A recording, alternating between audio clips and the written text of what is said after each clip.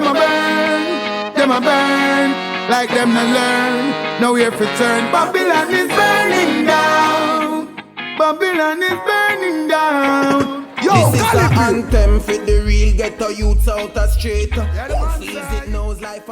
Black Against Empire, Joshua Bloom and Waldo Martin, 2013. Bloom and Martin's historical account of the rise and fall of the Black Panther Party is extremely detailed, yet moves along at a quick pace. The writers do an excellent job at framing the context in which the BPP is born. By 1966, the civil rights movement has largely succeeded in overthrowing explicitly racist laws in the American South. However, life for Black people in the ghettos of the American North has remained unchanged.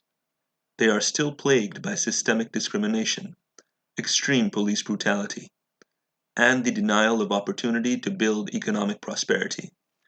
It was in this environment that the Black Panthers were born. The initial motivations of the party's founders, Bobby Seale and Huey Newton, were to try and enforce a check on the police through a practice called cop watching, where members of the party would arm themselves and follow police around to act as a deterrent to bad police behavior. It was via this specific tactic that the party gained popularity among a generation of Black youth who felt the crushing oppression of the system they lived under on a day-to-day basis. After a series of confrontations, the authorities began to rewrite gun laws to target and disable this specific tactic. As it turns out, even staunch Second Amendment lovers, like then California Governor Ronald Reagan, were only paying lip service to the idea that gun ownership could be used as a deterrent to a tyrannical government. And as soon as people actually acted against the most brutal arm of the state, the laws were quickly rewritten. However, by this time, the Black Panther Party had evolved its ideology from its earlier belief in Black nationalism to a broader anti-imperialist and anti-capitalist worldview.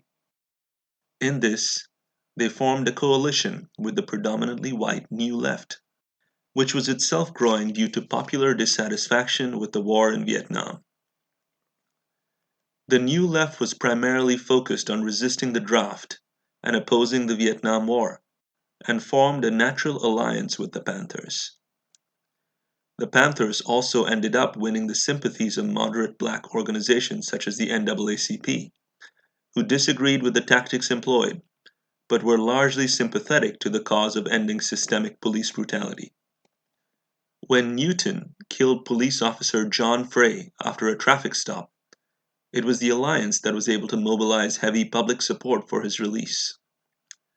The Panthers posited the idea that Black people within the United States were an oppressed colony, no different to the people in Vietnam or Algeria attempting to fight off their colonial occupiers.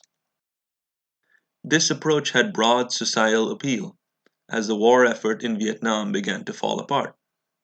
The Black Panther Party was recast as the vanguard party of the socialist revolution in the United States, and began to start offering public services, like a free breakfast program for undernourished children, which greatly bolstered the party's popularity.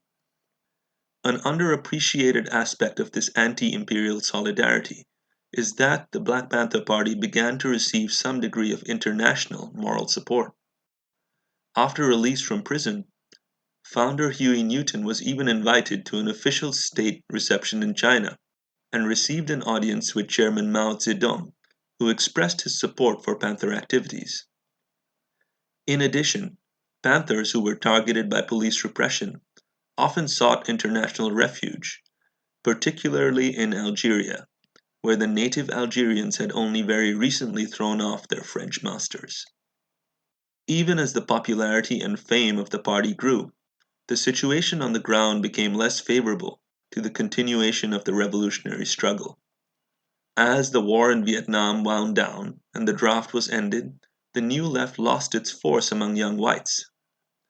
As Black people began to gain power in the official ranks, as congresspeople, mayors, and police chiefs, moderate Black organizations no longer supported the Panthers with the same fervor, as they now had more avenues for legal recourse of grievances.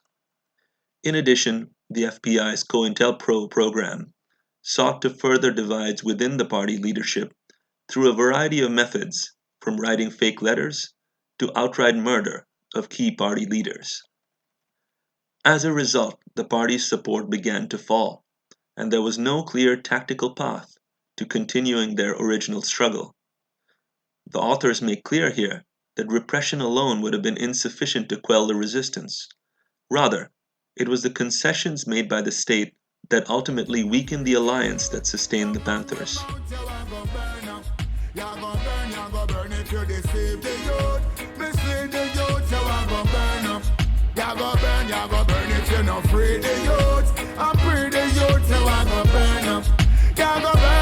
Oh, if you not help the youth, I will the youth, you a go burn. Babylon a burn, you got it. With a life bitter or sweet, I give thanks for it. Me not go let down myself, cause me response for this. With the guidance of the king, yeah, we govern the thing. Marcus meditation bring the vision within. So when me step out the road, me have to step